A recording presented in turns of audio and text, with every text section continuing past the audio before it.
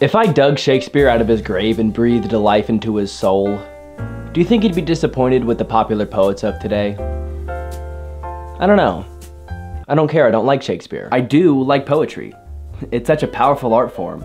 The fact that nobody can agree on its definition speaks of its ability to theoretically accomplish anything. I never connected with it in high school. While I recognized that people like Emily Dickinson were dead, I didn't miss them. My teachers excreted the fun out of poetry by only giving us poems from dead white males. And it felt like they made poetry all about figuring out the meaning. We never discussed metaphors or imagery outside the context of, how does this help us figure out what this poem means? Poetry wasn't art, it was a puzzle. And I know a lot of people whose high school experience made them think that poetry is boring. And that sucks. It shouldn't have to be that way. I didn't know poetry could be fun. It felt like every time we talked about it, the teacher would pull a weapon out, hold it against my jugular and say, "What does it mean that roses are red?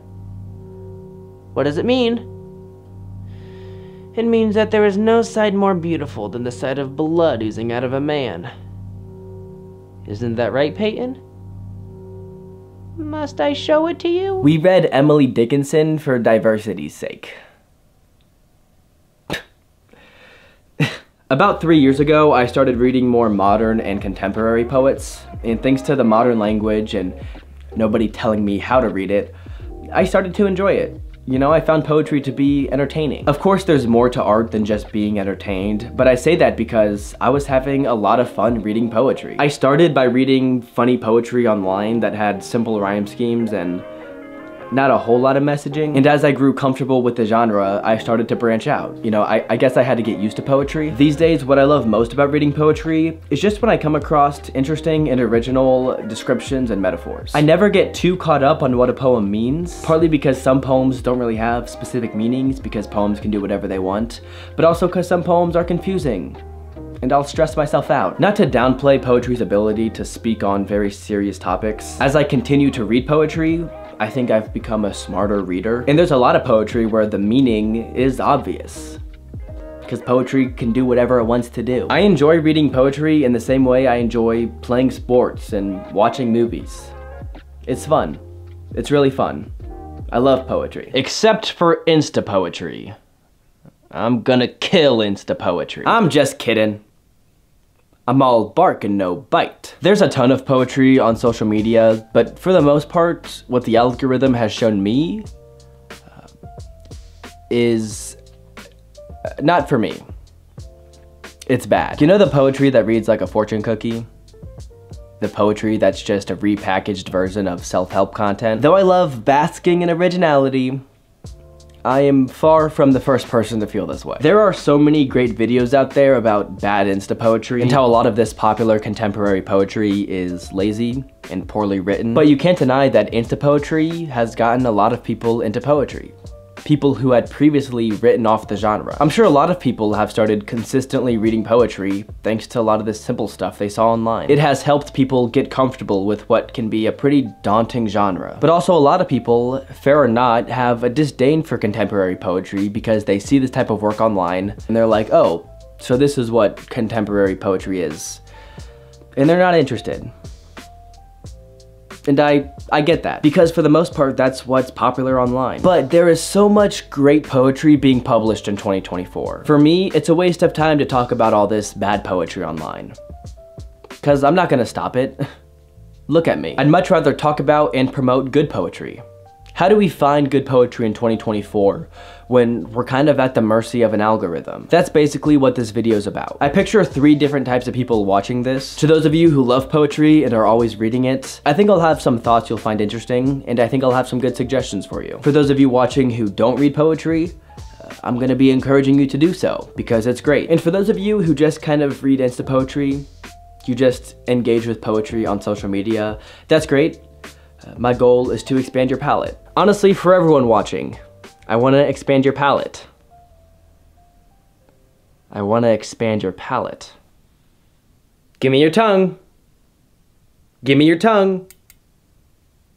Gimme, gimme, gimme, gimme, gimme, gimme, gimme, gimme, gimme, gimme, gimme, gimme, gimme, gimme. One of the best things social media has done for poetry is further popularizing the combination of video with poetry. Whether that's a video with B-roll that further adds to the message or vibe of a poem, or it's just someone in their room reading their own poem. It's created a different way to experience poetry. A way that other people might find more digestible. I actually hate watching videos of people reading their poetry. I think many of them are decently written and well performed, but I feel uncomfortable with a stranger pouring their heart out to me. If you feel sad, write it down. I'll get to it later. I'd rip my eyeballs out if it meant I could shove my tears back into my skull and pretend I never shed them. It hurts to pee because I keep drinking my tears, and my tears have a high pH level and they're salty, so my pee is extra acidic and my pee is salty and I am salty. And I hope you burn like how I do when I pee for the way you treated me. This might be the first time in human history where poets, regardless of gender, can benefit from pretty privilege. So that's something to celebrate. I created a fresh Instagram account and started following a variety of poets to see what kind of poetry I would be fed, and it confirmed my suspicion that I don't connect with the poetry that Instagram pushes. I find zero value in these. These have zero personal touch. They were written solely for the purpose of relatability. These are comfortable to read. But I think comfort and relatability are overrated. Everyone has their own taste, and honestly, I do respect your taste buds. But if we're never diversifying our reading, if we're never being exposed to different and better poetry, we're never gonna grow. Poetry will just be entertainment. And poetry can be so much more than that. I read poetry because it's fun, but also because it makes me a smarter and more empathetic human being. Insta poetry mostly touches on topics like love, heartbreak, mental health, self-confidence. These topics are relatable, but they're also important. That's why I think they could and should be discussed in more personal and practical ways. This is why we need to promote the poets who actually have something to say, who are not just talking for attention.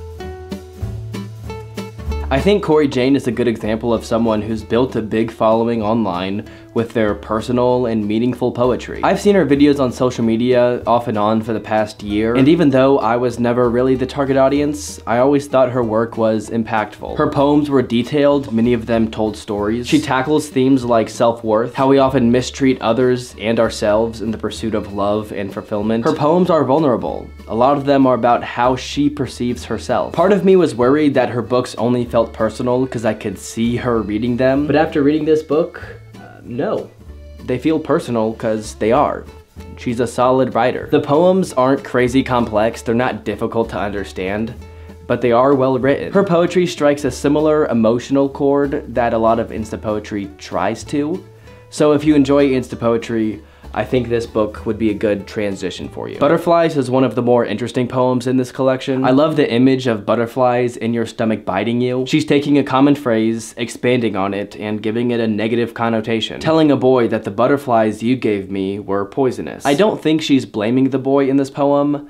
She never accuses him of anything other than acknowledge that he left. It's more of a reflection of her anxiousness and her unhealthy need for him. I think I suck at reading. I hope one day I find love that makes me feel sober, not like an addict. I'm not sure what made her feel like an addict. I get the sense that she also doesn't know. I can't relate, but I'm learning about this emotion that she's experiencing. There are plenty of interesting ideas in this book. A poem titled Jelly Beans seems like it's gonna be more of a happy, lighthearted poem, but then you read the first sentence, which is, grief never goes away. And you're like, oh, I guess not. It's about her grandmother who passed of cancer, and it's titled Jelly Beans because growing up, she would always sneak her jelly beans at night, and she continued to do this even when she had cancer. That's a special memory that only she has. We all have special memories with people who have since passed.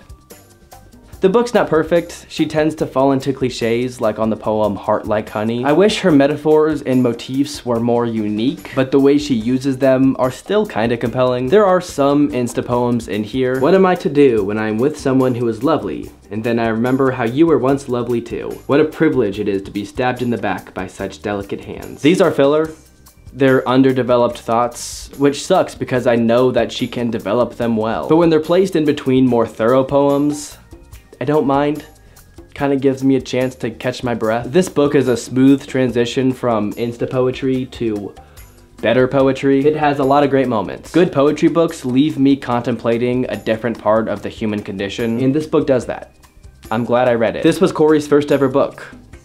I would guess that we're around the same age. This was independently published. It has sold a ton of copies, and the response to it has been overwhelmingly positive. Insta poetry was really started by millennials, and though there are a lot of Gen Z poets in the same vein, I'm hoping that as Gen Z continues to make waves in poetry, we push back against this style. Corey, I think you're really talented. I think you can be a pioneer for this generation. She released her second poetry book today, and I'm probably gonna buy it. So yeah, there are good poets on Instagram. We do need to keep an eye out for people who are mass producing poetry to a ridiculous extent. I don't think this is a huge issue yet, but especially as AI continues to grow, I'm worried that places like Amazon will be overrun with soulless, lazy, quickly produced poetry books. Akira is the worst example I've seen so far. Let's look at their poetry.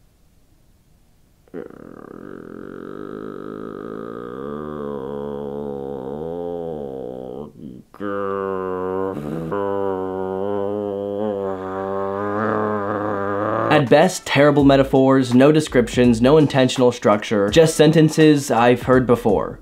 No nuance. Nuance is what makes poetry good. They've published 13 books in the last 12 months.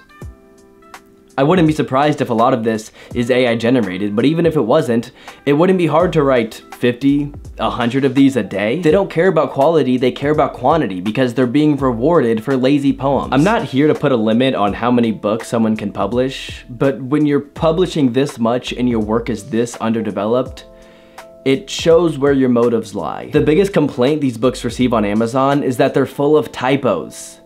You do not care about your work. You're trying to publish as much as possible so you can make as much money as possible. If you check the comments under their videos, people are eating this up. People are saying, ugh, I deserved better. This poem is too good. Why won't they love me?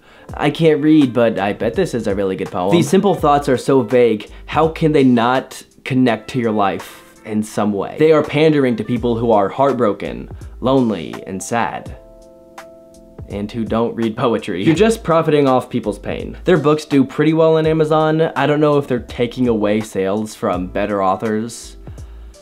I can't help but think so. I mean, if someone can only afford to buy a couple books and these are the ones they choose, then yeah. Also, their books are taking up a bunch of space on different charts, which makes finding books written by poets who actually give a crap a little harder to find. And as more people start to do this, it will continue to bury powerful and important pieces of literature. How do we stop this? I don't know. I don't think we can. We'll try, but we'll make no progress. There's always going to be people reading this and buying this. The more digestible work will consistently win over the more personal and honest work. I look forward to the day where all plays are 5 minutes long, with faceless characters who break up over text message. I don't know if Akira is an evil person, company, or robot.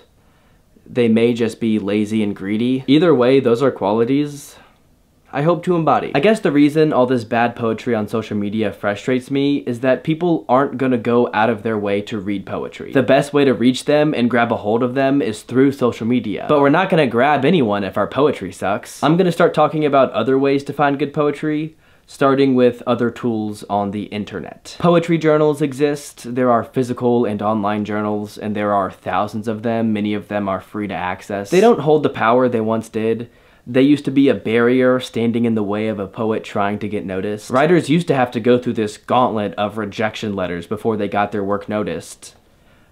And you can still do that. I think it's a process that can make you a better writer. I've been rejected by journal editors, and it taught me how to find someone's address online. But it's still fun submitting to these journals, and getting your work accepted by bigger publications can bring in some good recognition. These journals are no longer for bringing people into the hobby.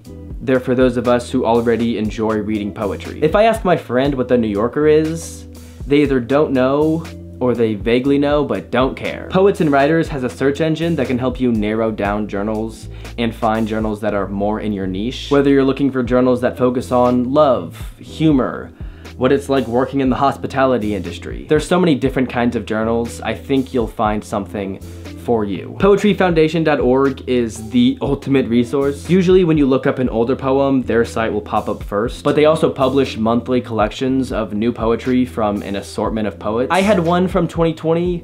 I never really got into it. I prefer to sit with one author's voice for a while, but I love that they're promoting new poets while also preserving the old stuff. One of the best things in life is having a community of people who enjoy the same hobby as you do. Sadly, very few people in my life like poetry.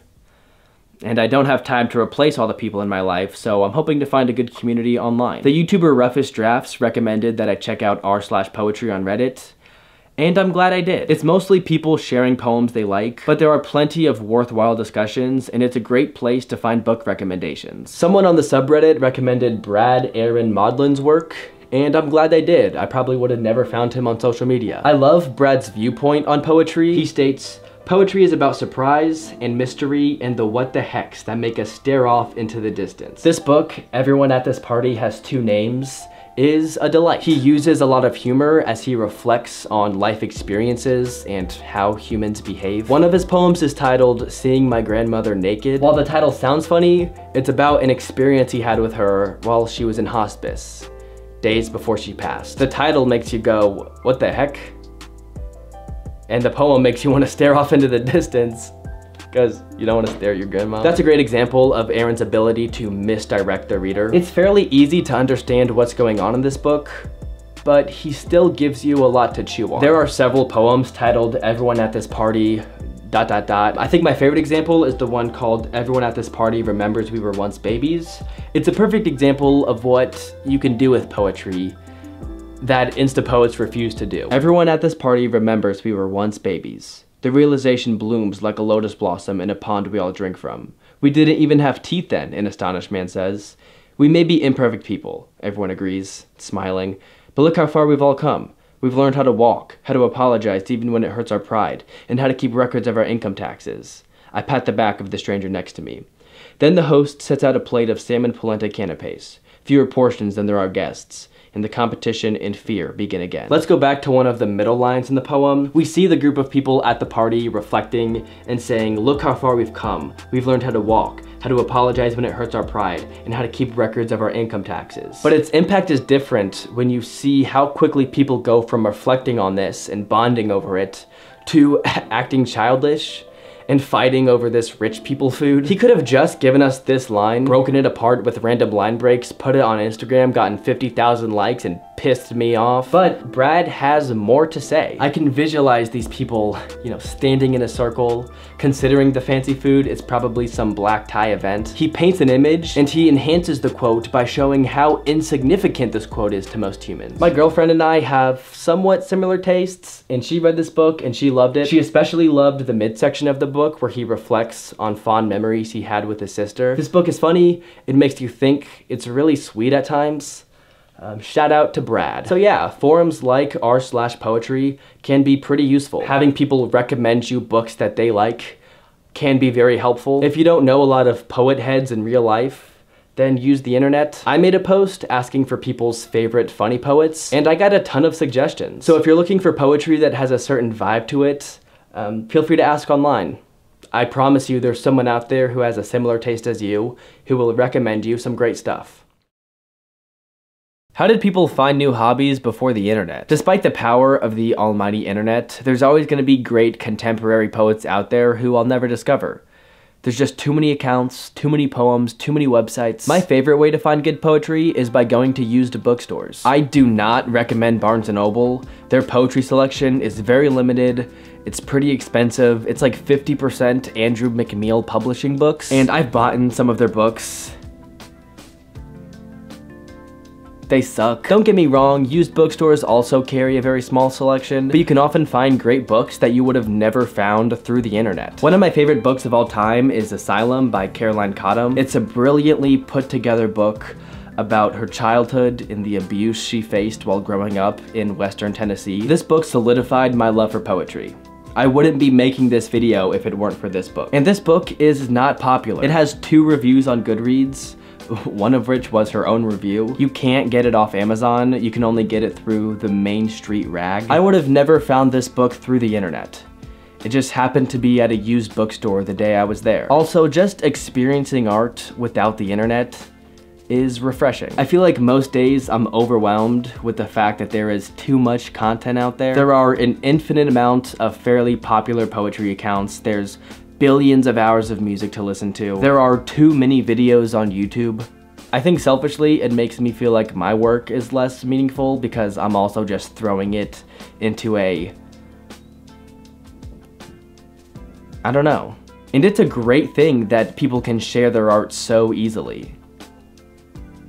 It's just a lot. You're not always gonna find something as good as this. Sometimes you won't find anything, but going to a used bookstore is fun. I think it's a great way to discover authors who don't have a big platform online, but have created a work of art that was deemed worthy of being published by someone. Also, because these books are cheaper, sometimes I'm willing to try books that I wouldn't risk paying full price for. I'm more willing to explore something different when it's $5 instead of $15 on the line. I actually gave those $10 extra to a necromancer, and in exchange I received Emily Dickinson's spirit. I keep her in this jar and I mock her for being dead. Ruh-roh.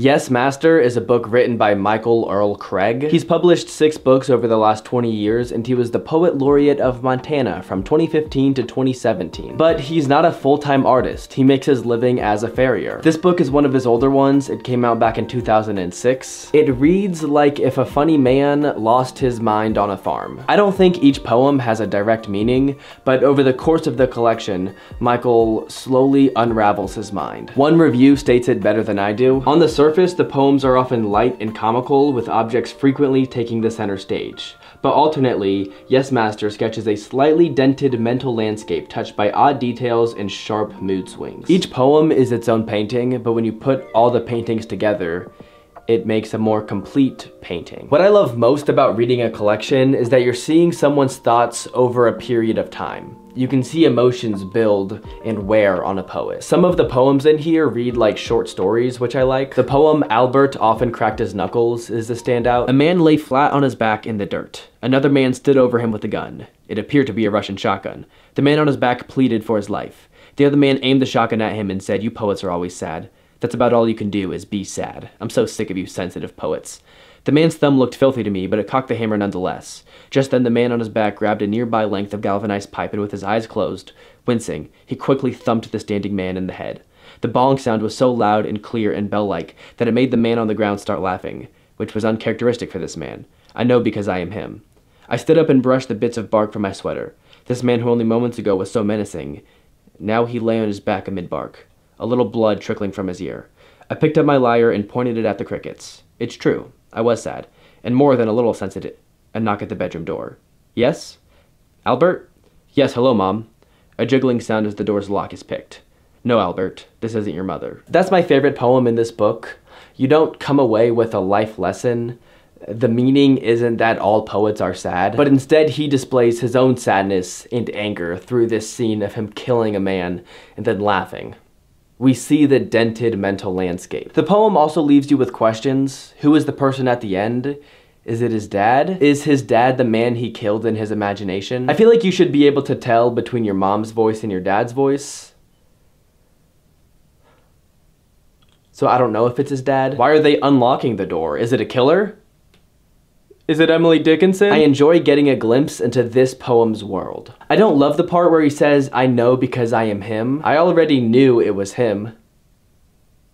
He says me in the poem. I'm not here to nitpick. That's how he wanted to write it, and I respect it. This is a great, funny, weird, dark book. So, get it if you want. This guy does not have a digital footprint. He doesn't have social media. He doesn't have his own website. He's done a couple interviews over the last decade or so, but he's kind of just doing his thing out on a farm in Montana. And his art of choice is poetry. And he's really good at it. And there are people out there reading his stuff and enjoying it. So good for him. I wouldn't have read this book a year ago. I might not have read it if it weren't for this video, because it's a very dense and difficult piece of art. This debut collection from Kay Iver has received a ton of critical acclaim. Short film starring my beloved's Red Bronco has been named a finalist for the LA Times Book Prize, the Kate Tufts Discovery Award, the Lambda Literary Award, and has been named a Best Book of 2023 by the New York Public Library. Those awards mean nothing to me. Poetry awards only mean something to the few people who know about them, but still, those are great accomplishments. I would have probably never come across this work if it wasn't at the Half Price bookstore, because Iver doesn't really have a big presence on social media. A lot of this book is about grief. Iver is grieving the death of their lover, of their beloved. Iver is trying to process this grief while also reckoning with the hardships they and their lover faced for being trans, and reckoning with the hardships they faced just as human beings. I love how this review puts it. Iver refuses to offer up a simple and consumable trans narrative, instead making visible all the pain and joy and mess our lives contain. This book is not comfortable. It's not easily digestible. It's brutally honest about trans grief. How could it be? Good poetry shows, it doesn't tell. Iver isn't explaining why or how they're in pain, or how their life is so hard. They are actively processing their grief in front of us, on the page, in a way that is extremely specific to their life. But people who are in similar situations can still connect with the work. Nobody else could have written this book but Kay Iver. The best poetry teaches us about the human condition. By reading poetry, we learn what other humans go through. Iver makes you confront the issues trans people have faced in the past, and continue to face. I can't relate to this book, and that's why I should read it. I don't want to dive into any one of these poems. I'm honestly extremely afraid I'm gonna misinterpret something or not do it justice. This is an incredibly important piece of work, some of the best poetry I've ever read, and it's written by someone who has 2,000 followers on Instagram. It has over 250 reviews on Goodreads. It ranks decently well on Amazon. It ranks behind 10 different Akira books though. Maybe if they pumped out a ton of content, started posting poems every day across all platforms, they'd sell a few more copies. Maybe if they wrote more digestible poems that are easier to share online, they'd sell a few more copies. I hate promoting stuff on social media. The idea of creating short form video content for platforms I don't like using sucks. I don't want to do that. I don't want to just churn out content and put them on platforms where billions of other people are just churning out content. There's something very unfulfilling about that. Of course, artists have always had to find ways to promote their work. This is a personal reflection. I'm not saying anything about Iver right now. Iver has been promoting their book through different roundtables and readings across the country, and that seems like a fun and effective way to promote your book. They're marketing to people within their poetry bubble. And that's good. I hope they continue to sell more and more copies. I want the best artists to be the most commercially successful, but also I want their work to just be seen by as many people as possible. I want the best poets to be the ones who are reaching the most amount of people. And that's rarely gonna happen. Ultimately, this book has made a large impact on a lot of people's lives, and I find that to be very encouraging. If you make great art, people will find it. People will talk about it. That's why I'm talking about this. I want more people to go out and buy these books. All right, let's keep it moving.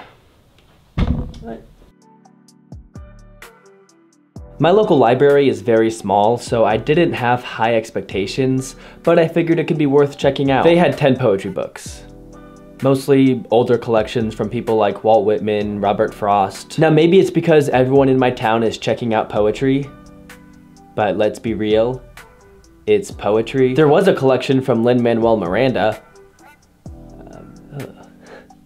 Yikes. But it had one contemporary poetry book from a local author, and it's pretty good. It was written by a professor at a nearby university, and I think a lot of people will appreciate his approach to poetry. My main goal is to communicate, so I create poems that are not hard to understand with the first reading. My poems emerge mainly from memories as I fashion bits and pieces of my past into fictionalized configurations in a search for something more meaningful, more transcendent than my personal experience. I'm just gonna read one, then we can move on. Men at 60 sleep only 6 hours a night, and sometimes during that brief span wake up in terror.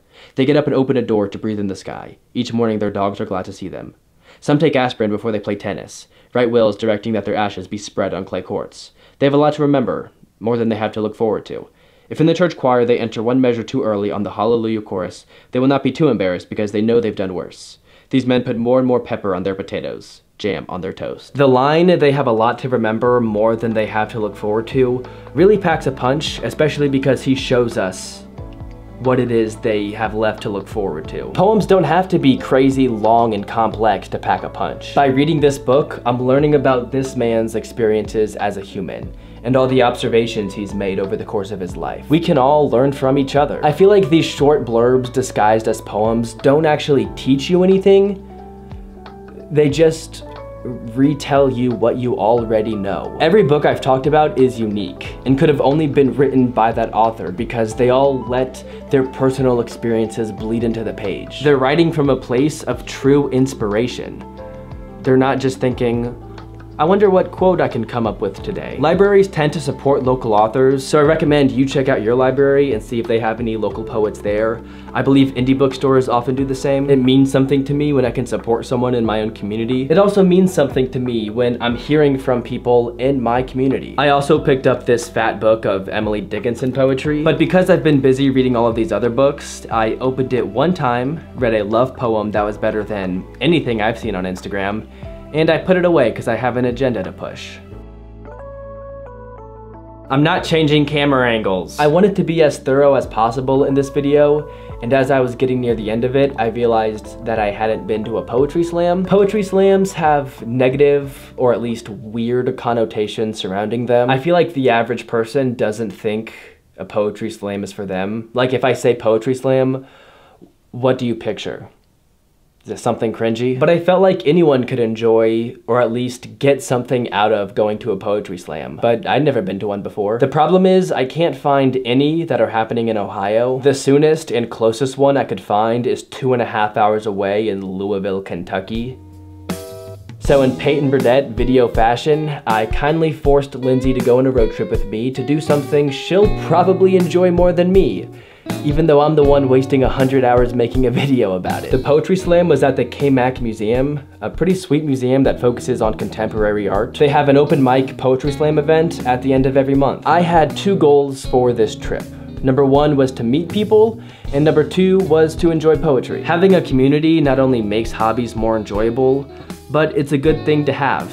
And I'd like to meet more people in person who enjoy poetry. We got there and the room was pretty small, so we weren't sure how many people would show up. We were the first ones there. I remember being nervous while we were sitting and waiting. I was partly afraid that nobody was gonna show up, but I was more afraid that people were gonna show up and I was gonna have to meet them, because meeting people makes me anxious to the point of nausea. Apparently the guy who usually hosts it was out sick, but still a few other people showed up. There ended up being 8 of us total, but only 2 people read poems. One poem was about being a black man in America, the other poem was about being queer in America. They were both great. I briefly said hi to them afterwards. These are their Instagrams. Shout out to them, go follow them. They're amazing poets. The only people I talked to were the poets, and I talked to them for like 15 seconds each. I got their Instagram. So like I wish I would have talked to more people longer. I thought their poems were very well written, but it was their delivery that really made them powerful. It really is a performance, and the passion they displayed while performing their poem really drove home the message. People in these artsy spaces tend to be nice and very welcoming, and that was once again my experience here. One of the poets mentioned how much he appreciated the community. Poetry can be a great tool for activism, and poetry slams can play a big role in that. Poetry furthers our empathy for each other. By reading poetry, by going to poetry slams, we better understand one another. Do I like going to poetry slams more than I like just reading poems? I don't know. I feel like they're 2 separate experiences almost. I guess this was also a situation where strangers were pouring their heart out to me, but I was prepared for it. I was expecting it, I was excited for it. I wasn't just scrolling through Instagram. This trip took up an entire day of my life, so there's no way this section's only gonna be 2 minutes, right? Conclusions are boring. I don't want to restate everything I just said. What if we raised our expectations from poets? Let's not be unrealistic. We shouldn't be needlessly critical of every poem we read, cause that's no fun. And it destroys poetry's ability to accomplish anything. I'm not looking for perfect poetry, I'm just looking for personal poetry. I don't know if any of the books I read today were perfect, but they were all personal, and that's why they stuck with me. So let's expect poetry that's willing to be personal. that's willing to dive deep into a subject, that's willing to, I don't know, come up with one metaphor. You got anything else, Emily? No. All right, I'll see you guys in a couple months.